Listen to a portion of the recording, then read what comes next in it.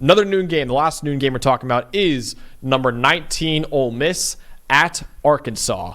That game is on ESPN. And Dalton, the storyline to know is that Ole Miss has his back against the wall right now. They entered the year as the number 6 team in college football, and they were viewed as a top contender to win the SEC, let alone make the college football playoff, win the SEC.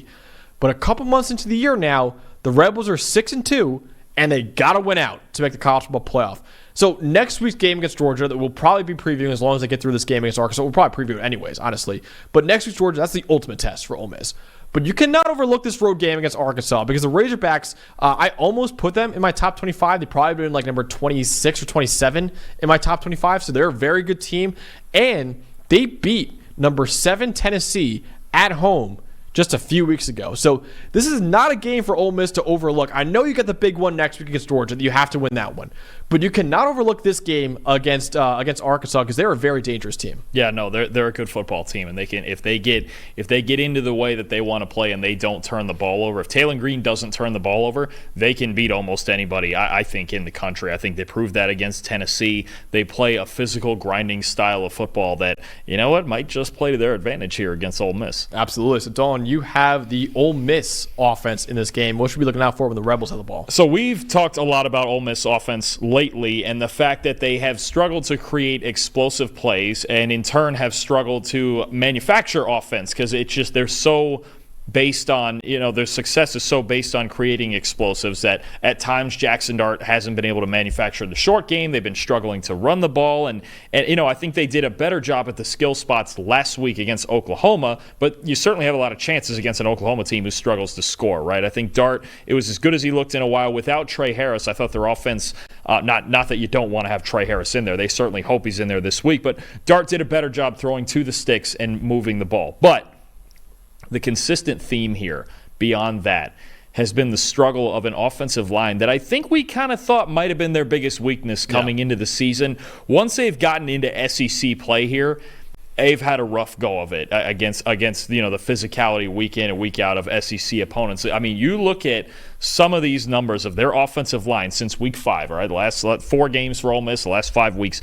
Overall grade, 127th in the country. Pass blocking grade, 109th. Pressure percentage, 7th worst in the country. Then you get to the run game. Okay, are they run blocking at least? 125th in run blocking grade, and that bottom number there I want to mention, impact run block percentage. That's the number we have behind the scenes, 128th in the country. What that is the percentage of positively graded run blocks that they're producing compared to just their total number of reps, okay? And they're only getting a positively graded run block on somewhere around a quarter of their reps. Think about that. Like 1 in 4 blocks that they are grading positively. Average is somewhere near the high 40s or getting close to 50, and there are teams in that stretch who are up in the 70s and 80s and are just dominating in the run game. Ole Miss is doing the opposite. The up front, they are having problems. You can still feel it where they're not running the ball effectively by design, right? Dart can scramble sometimes, but they're not running the ball well. He's under a lot of heat. He's having to get rid of the ball before he wants to, and he can't create these explosives. Ole Miss has to be better in the trenches in this game against an Arkansas defensive line that's pretty good. It's a top 20 defensive line for our grading, and they're the 9th best run defense unit in the country when it comes to their front 4. You got guys like Landon Jackson and Eric Gregory up front who are really physical. They stop the run. You know Arkansas's plan. They want to run. They want to stop the run. They want to take an occasional big shot with Taylor Green on offense, but it starts with their defense stopping the run, and if you can't pass protect also against what is a relatively vulnerable Arkansas secondary, if you don't have time to throw, it doesn't matter, right? Yeah. You can want to make those explosive plays, but if your quarterback isn't protected, none of it matters. I'm curious to see if Ole Miss is going to get anything out of their trench play because we have not seen their offensive line play well really in the last 4 games, and now you get an Arkansas team on the road who is very physical, and if Ole Miss comes out here and has one of their games where they rush for 50, 60, 70 yards and they're one-dimensional, I do think even though Arkansas's secondary has struggled,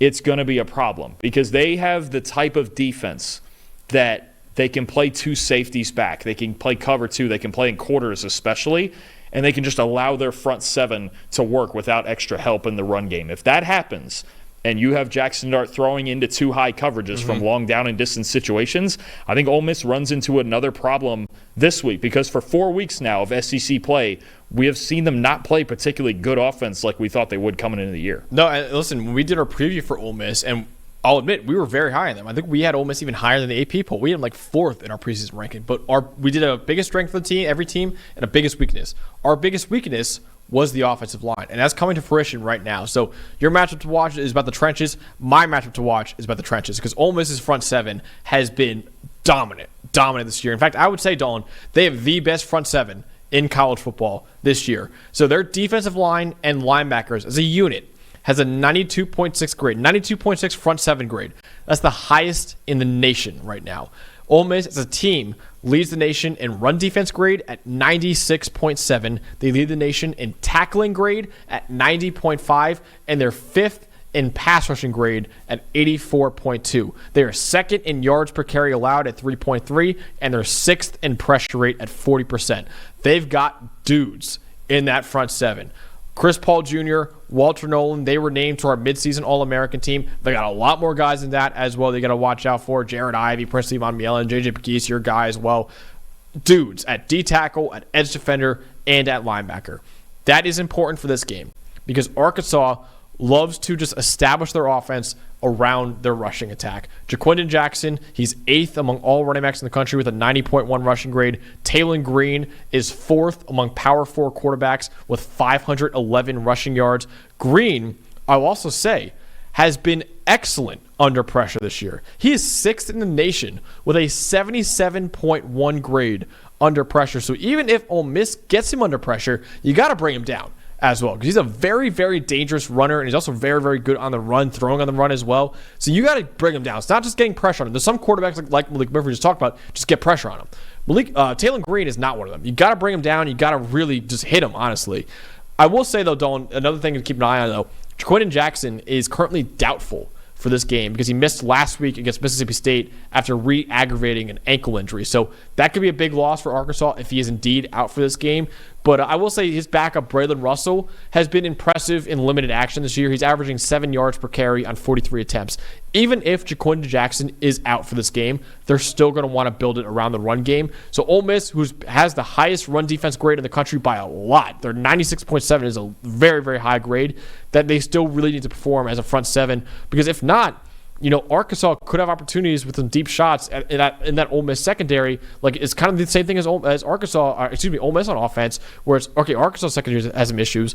Ole Miss has some issues in the secondary as well. So they need their front seven to continue performing like the best front seven in college football to avoid a upset from the Razorbacks in this game. Yeah, no, for sure. I mean, it's kind of surprising, even though they did bring in some really good transfers. It's kind of surprising that this front seven has been the best part of their team this year. But, I mean, I got to be honest, Taylon Green, I got to give him a lot of credit last week. I know they were playing Mississippi State, but after a real tough game against LSU 2 weeks ago, he came back. I believe he might have been the highest graded quarterback in the country last week, just tore Mississippi State to shreds. I think they scored 58 points in that game.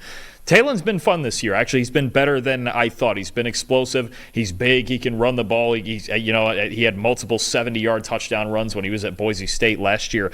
This is an interesting matchup, and I think one where you're right, it could come down to who can create more of those explosive plays, possibly through the air. Yeah, absolutely. So, Dolan, in this must-win game for Ole Miss to keep their playoff hopes alive, will the Rebels do it instead of a massive, massive matchup against Georgia next week, or will Ole Miss's playoff hopes die in Fayetteville, Arkansas? Boy, that matchup against Georgia, that looks awfully big, doesn't it? It does. It does. I mean, the problem is it looks a little less big if they get upset here, and I think Ole Miss has enough issues on offense that I'm taking the cheese. I'm taking Arkansas to win this game. I think I have them 27-24. I think these two teams are a lot more similar than we think. And I think we would still look at Arkansas a little bit differently if they had one less loss and they hadn't blown that game to Oklahoma State. And they can definitely go through stretches, where their secondary, it's not great, especially when opposing quarterbacks get time in the pocket. But there's just something about this Ole Miss offense that makes me very uncomfortable. I just think it's not for whatever reason, even with most of the same pieces, it is not the same as it was last year. They're struggling to run the ball consistently. They're not getting into the tempo that they want to get to, and they really need Trey Harris back for this game. I know last week they got through Oklahoma without him, but I think Ole Miss. I think Arkansas plays a more physical football game. I think as long as Talon Green doesn't turn the football over, I think Arkansas could come out with this win. I'm going to take the Razorbacks. Okay, taking the upset. I am going with Ole Miss in this one. I've taken the 34-21. If Trey Harris is back, I think they will thrive against a vulnerable Arkansas secondary, and I think Ole Miss's front seven is able to keep the Razorbacks in check. So I think Ole Miss will keep their playoff hopes alive with a win over Arkansas, at least for one more week. Keep the playoff hopes alive. There's a big one next week against Georgia that we'll, of course, talk about. But I do think Ole Miss will ultimately win this one over Arkansas 34-21.